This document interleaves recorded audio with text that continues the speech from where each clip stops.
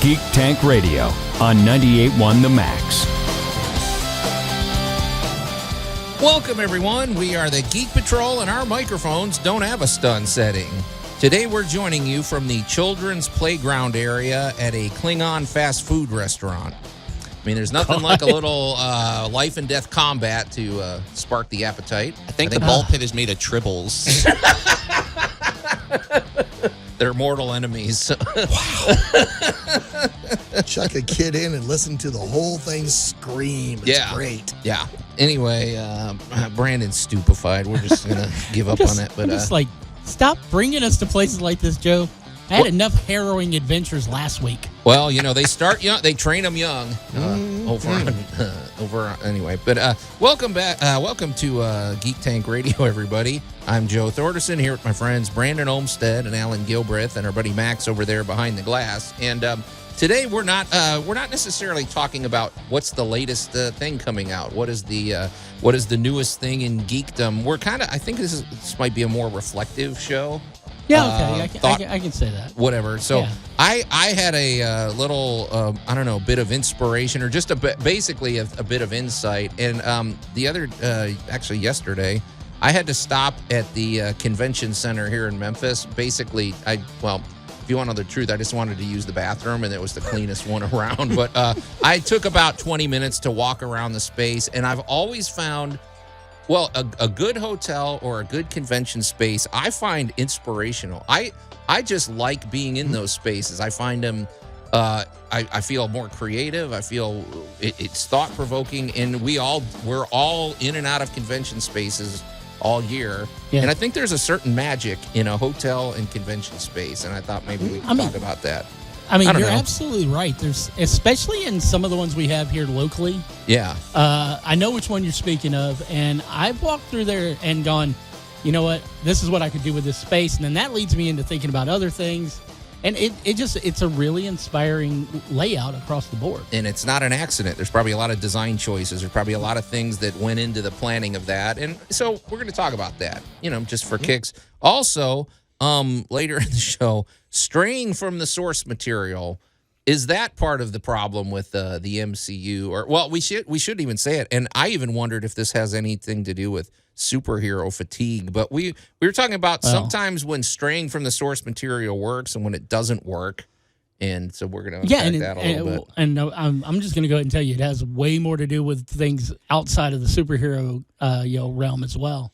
Yeah, so we're going to talk about that, and because that's sometimes these conversations are organic, and we don't know what else it's going to lead to. So true. It could be a thought-provoking episode of Geek Tank Radio. But before we get to that, Max, you had is this a shout-out or something? Yes, a very happy birthday to something we all know and love except our feet. Okay. On this day in 1958, Gottfried Kirk Christensen, son of Ole Kirk Christensen, filed a Danish patent for a special toy building block that would become hugely popular around the world, which is the Lego brick. There we go. Lego, not Legos. If you talk to Dan the Lego man, he'll get on your case or something. So, but we don't pay him to be here. He comes in for free. They got tired of making ducks. Can you imagine? It's funny. There's one of these and things. Clogs. Mm-hmm. There's some of these toys, or there's some of these institutions that just feel like they've always been there, and they feel like a vital part of your society. Imagine if we didn't have Lego. I wonder what the world would look like. I mean, it wouldn't be nearly as colorful. We would have Lego under a different name by somebody else, but it is an invention that was not actually new when it came out, because there was already Lincoln Logs and other building type kits. Somebody would have done it. Just so happened to have been his turn, and his company has done probably the most magnificent job of staying relevant over the years. That's a good point. And not only that, but interchangeable, because it's like you could take a brick from way back in the day and it could still fit with something today. Yes. Yeah. Yeah, that's some precise engineering, and there are some off brands that we won't name, and they don't connect as good. I mean, you build something, they tip loose. over. I'll straight up say it's like some of those kits that you get out there that don't have that Lego logo. Yeah, you build it and you're like, this looks really cool, and then you sneeze and it falls apart. And And part of it has got to be the business culture. There's a lot that goes into I don't even remember the statistics of how many Lego bricks are made per day. Oh yeah, and and the minifigure population outpopulates us now. Oh yeah, there's way true. more minifigures than there are human beings. If they gain consciousness and rebel, we're done for. And then of course there's also so much history that goes there, like the ship that on the way to England that sank, and now there's a beach over there that occasionally pieces will. They'll the tide will just bring in pieces. Oh, I forgot about that. Yeah, our friend and former correspondent Laura Johnson actually has a video on YouTube where she gets stranded on that beach. She did not understand what high tide meant. Yeah, but it's a great thought-provoking video in and of itself. But it's a great. Really, it is a cornerstone for toy. It's the best toy line ever invented. I don't think that's even debatable. It's more than just a toy line. It is also an architectural item. It's an art piece. It is basically whatever somebody wants it to be. Mm-hmm. That's basically, it's like imagination in a box. That's the perfect way to explain it. And come on, you can go into your local Target, go into the Lego stuff, and go from your little kits that are Star Wars and Batman related up to these highly intricate sets that are like the space shuttle and whatnot. And then you find them. They have ones for plants, Alan. Oh, yeah. You can build a plant. It's like, of course, you're sitting there going, why would I build a plant of Lego? Well, it doesn't die. No. You can even build art out of Legos. There's that new Starry Night set, and it even comes with a Van Gogh minifigure. And there was a day where I would have poo-pooed that going, oh, this isn't art. But no, when you look at like a Lego sculptor or something, this is art. It's just a different medium that. Well, when you think about some of the displays. Years ago, when we did bricks and minifigs for the first couple of years at the Memphis Comic and Fantasy Convention, we had displayers. They came in, they brought in. Oh yeah. Like was it Mr. Red's setup that he had, which was a Viking village. It was amazing. Yeah, no, it is great, and there's no stopping them. Lego is going to be around long past us. So. Well, and just think about all of the buildings and everything out there that exist because they were built out of Lego to start with. And so, as the name implies of Lego, we hope that you continue to play well. You're listening to Geek Tank Radio on 98.1 The Max. Mr. Spock hates these guys. The Geek Patrol is back. Yeah, you're supposed to curb your emotions there, Spocky, but, I don't know. Yeah. Maybe that's what he doesn't like being called Spocky. Well, we also try our best to be as illogical as humanly possible in front of him. Right. It's fun. It's a game to try to make him break. And he just doesn't appreciate it. Nope. Anyway, welcome back to Geek Tank Radio, everybody. I'm Joe Thorderson here with my friends Brandon Olmstead and Alan Gilbreth and our buddy Max over there behind the glass. And I was just reflecting, and I would love to know if our listeners feel the same. I have to believe people that go to conventions regularly experience this, but one of the I almost think there's a magic energy inside of a well laid out hotel and a well laid out convention space, and there doesn't even have to be a convention going on at the time. I sometimes go there just to if I want to work on some creative writing or just feel inspired. I just love that space if it's done well. Well, and you can say that about a lot of venues, but even when there's a convention going on and you don't think someone's going to get much out of it other than attending the convention, have you ever noticed how you'll get these little groups of people who will just sit there and they will basically be in their own little world having these conversations like nothing else around them is happening? Mm-hmm. You can't catch that in in your everyday office space or whatnot. The people who are doing that are just literally trying to pretend they're not at work. But I think the people who embody it the best are the anime kids who come to our conventions. Yeah, exactly. So Alan, you've talked about this because, we've had years of organizing the Memphis Comic and Fantasy Convention. And, obviously you want to have a lot of activities. You want to have a lot of vendors. You want to have a lot of things going on. There's also that important factor of having space where you don't put anything in there, right? Because that's where these conversations, that's where all this energy happens. It also depends on where your fatigue point is where you want people to walk out the door. Talk to me. Wait, what do you mean by that? That's interesting. Well, let's look at the difference between a convention and an expo. An expo is basically going to be a single theme topic.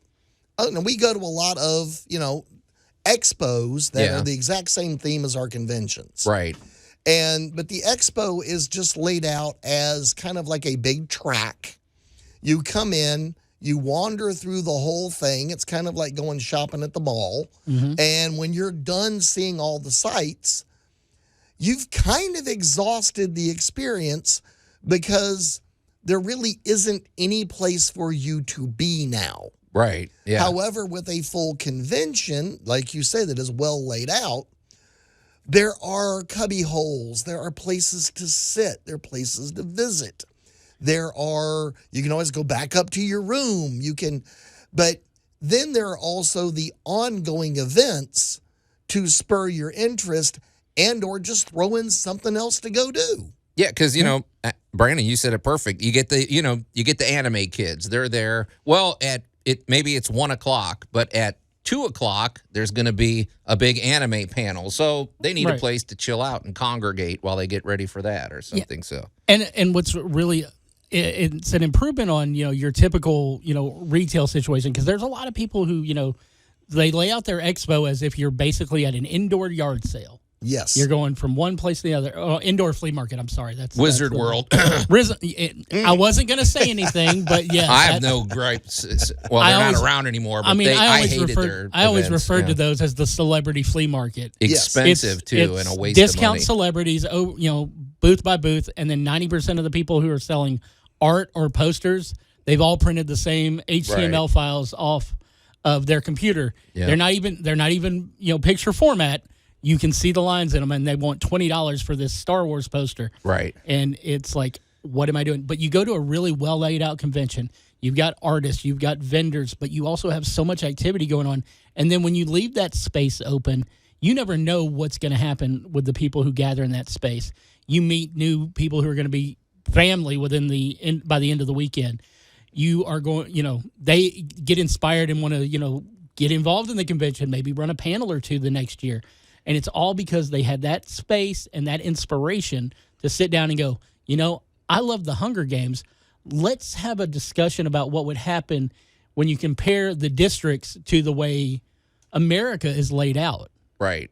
Yeah. And then the next year, that's a panel, and it's, that's where friendships are made. That's where people they might start dating. They might get married. They might have met each other at a convention. We have a situation with that. Right. And it happens. Our lovely convention, artist, Kat Caputo, met her husband through our convention. Yeah. So, that's, exactly. But it has to be thought out. We've seen bad convention spaces, too, where I think the biggest fault is sometimes everything's bracketed. Like, they're not interconnected. I think part of it has to be interconnected, but give you enough space to breathe. So. Another thing I was thinking of is like some of the most unnerving conventions that I've seen are the things where there's too much space and too much of a lack of vending room. Because I saw like a really understocked Lego convention, and it's like that can be equally awkward. You have to have the right ratio of space to stuff. That's a good point. Yeah.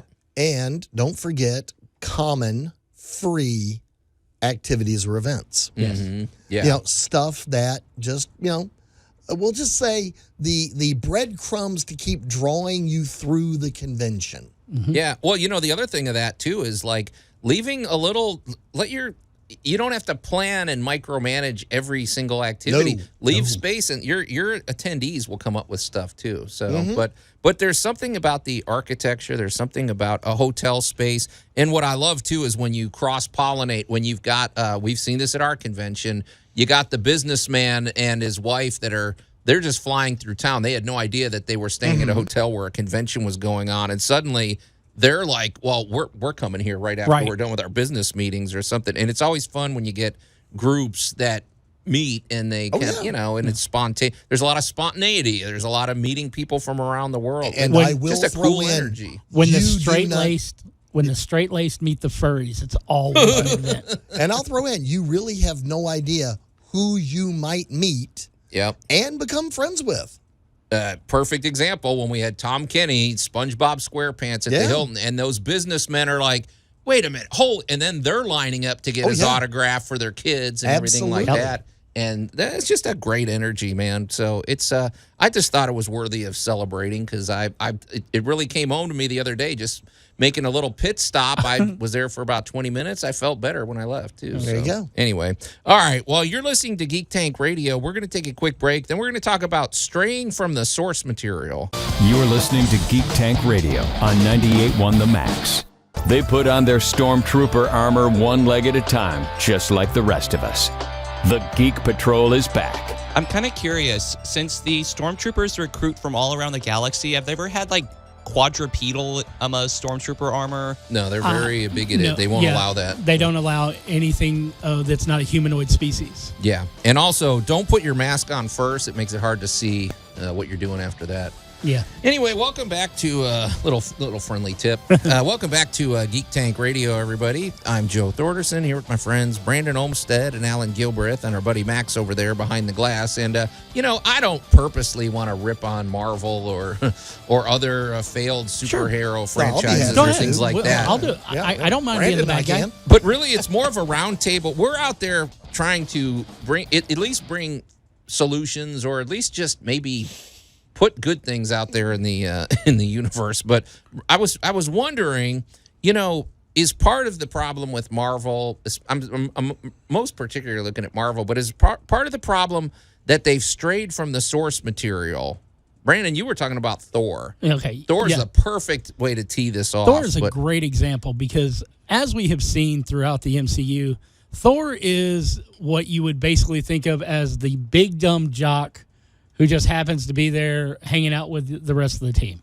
Yep. They treat him like he's an idiot. But if you're a fan of Thor from the comics, he's not. He's not an idiot. He's Dr. Donald Blake before he became Thor. And he kept his brain. It's not like all of a sudden he got replaced with the bad surfer dude. Right. Yeah. In fact, the other thing with Thor that I feel like what they've done over the last couple movies is it's a wasted opportunity. Thor is a character you can give some pretty cool dialogue to because of the nature of the way he speaks. I think they did a little of it in the first Avengers movie, but why waste that? He's like a classical character. Right. I mean, And somewhere along the lines, it was decided that if we're going to institute humor, the big blonde guy has to become a frat bro. Right. And another thing I was thinking about, too, is the idea of kind of nerfing your characters a little bit, because it's like Thor's powers seem very one-dimensional, but he's the god of thunder. Imagine what sort of variations of like ball lightning and right, like all the different variations of thunder and lightning that he could do. It'd be very, very frightening. It's almost like ignoring the source material. You're not tapping into all the variety you have at your fingertips. So. All right, well, let's start with we're trying to compare an apple and shove it into a pear mold. You knew there'd be a food reference here. Okay. Well, you knew there would be, because what we're trying to do is we're trying to take one media and make it another one, and it will never happen. It can never happen. A book or a comic book or a series that has been written by a certain writer, and in this case, we're also being very nostalgic. Because the Thor that Brandon and I are remembering is the Thor we met 20 years ago? 30 years ago?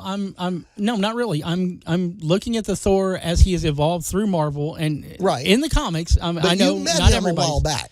But he's also been an evolving character. And this is something else that, I'm sorry, I know you MCU fans are out there, but this is something that the MCU is bad about. It's what Fox was bad about with their Marvel stuff too. There is no genuine character growth. Everybody... No. And it's not just Marvel, because we just had it happen with Aquaman and the Lost Kingdom. You get all this character growth through one movie, and you're like, man, I can't wait to see what Magneto, how his mind is now. Yeah. I can't wait to see what Tony does now that he's found that maturity. Man, Aquaman, he got past the drunken sailor, and now he's becoming semi-royal. And then you get to their sequel, and it's like they threw it all back because of what they, it's like, we need to do this. And it's like, no. Right. You basically erase it. I'm wondering if another problem, too, is in addition to the poor execution of plot, is also the a choice of medium, because I think a lot of these stories might translate better if they were animated. Like, take, for example, a lot of good anime come from really good manga, but that's because they cross-pollinate with each other very well. And so maybe trying to find a medium that's more complementary to something that's more comic booky. Well, I mean, budgetary constraints aside, you can do pretty much anything in film nowadays, whether you do it in animated form or you do it in live action. If you've got the budget, you can pretty much do everything you need to do. That should not kill the character. It shouldn't. You've got these very well-rounded characters, and because you've strayed from the source material, even these characters, yes, they all start off flat, but then they grow, they evolve, they gain a personality. Not in any of the media that we've gotten lately.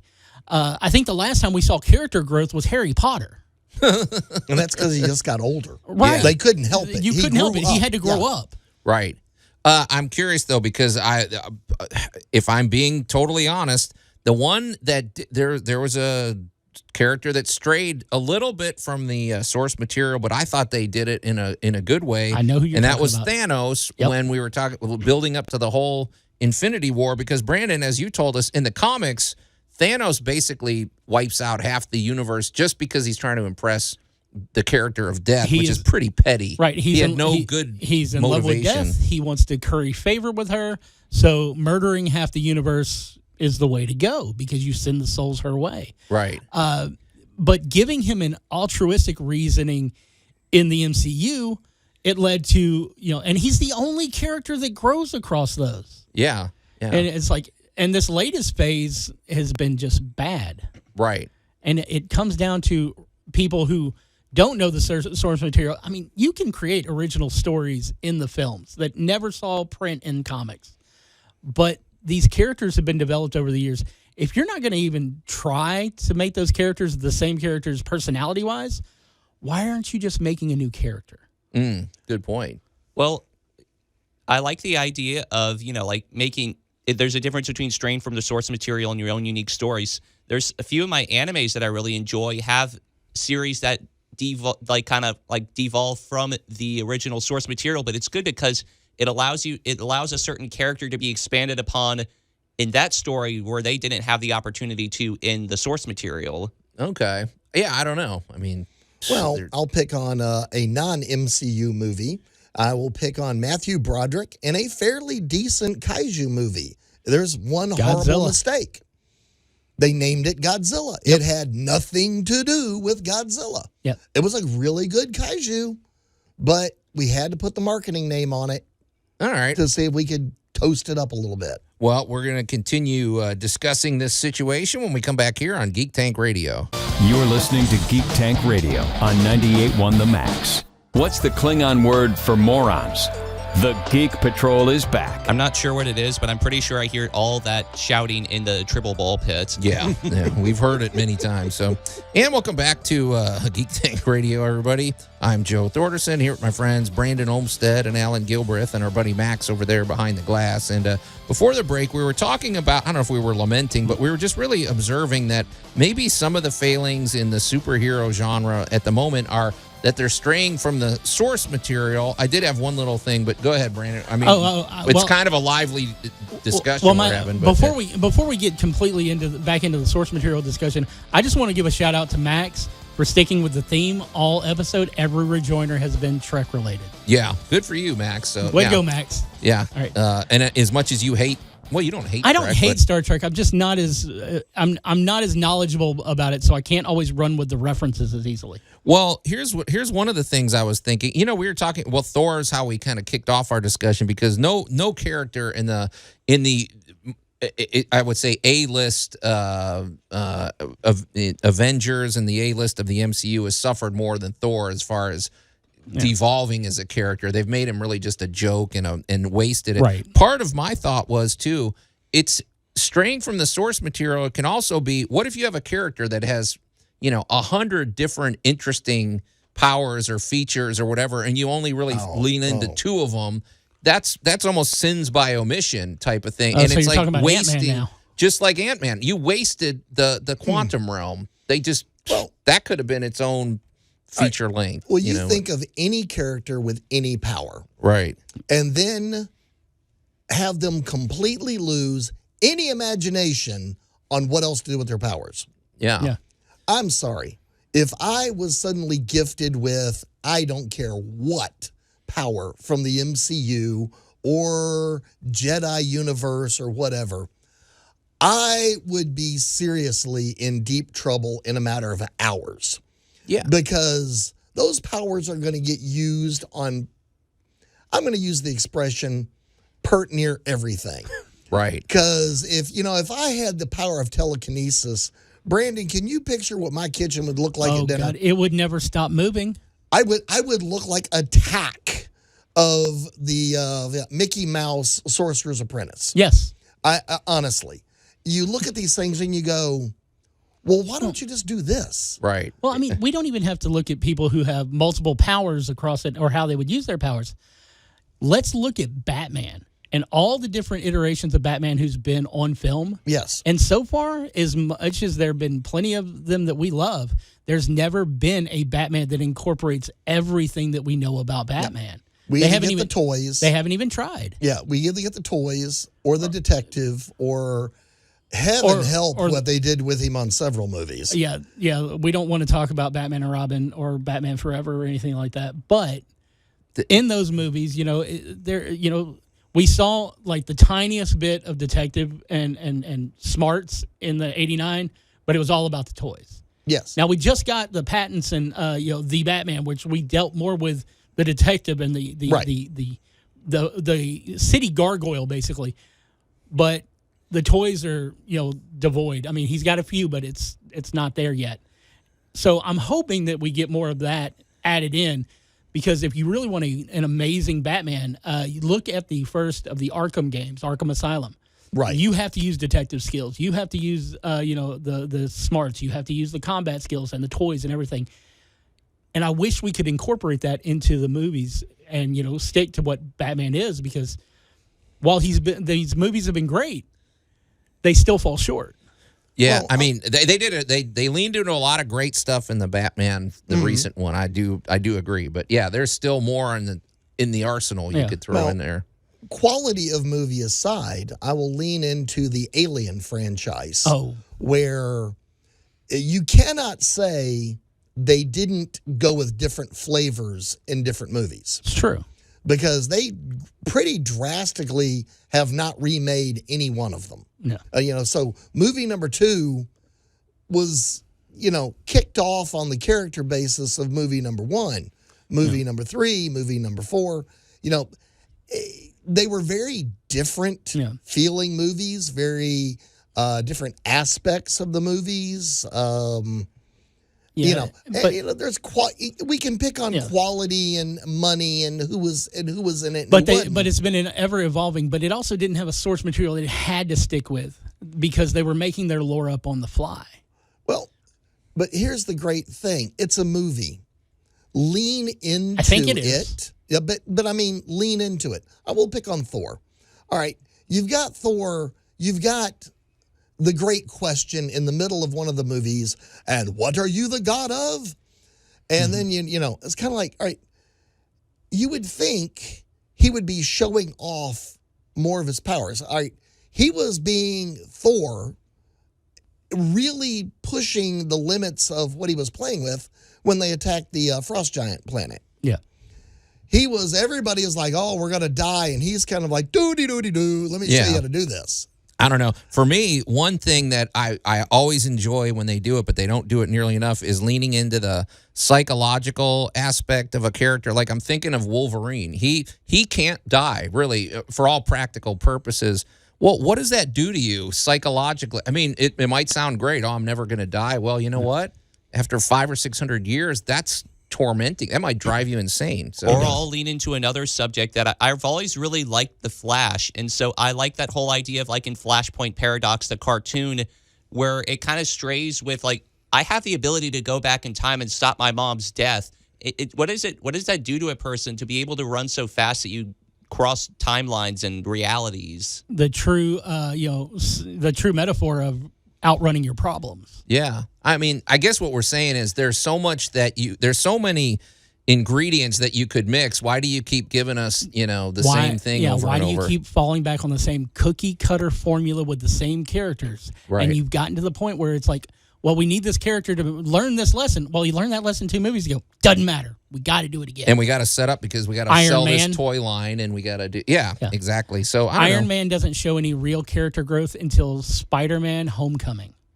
No. Mm-hmm. So that's through 2 Avengers movies and 3 Iron Man movies. Yeah, so maybe maybe in the near future we'll have a renaissance with this, and it doesn't have to. The superhero fatigue might just be bad storytelling fatigue. So anyway, that's our 2 cents, and we've thrown it at you, but we're out of time, you guys. It's time to get out of here. So until next week, we are the Geek Patrol, and I am Joe Thorderson. I'm Alan Gilbreth. I'm Maximilian. And I'm Brandon Olmstead, challenging you to contact us with a movie that's stuck to the source material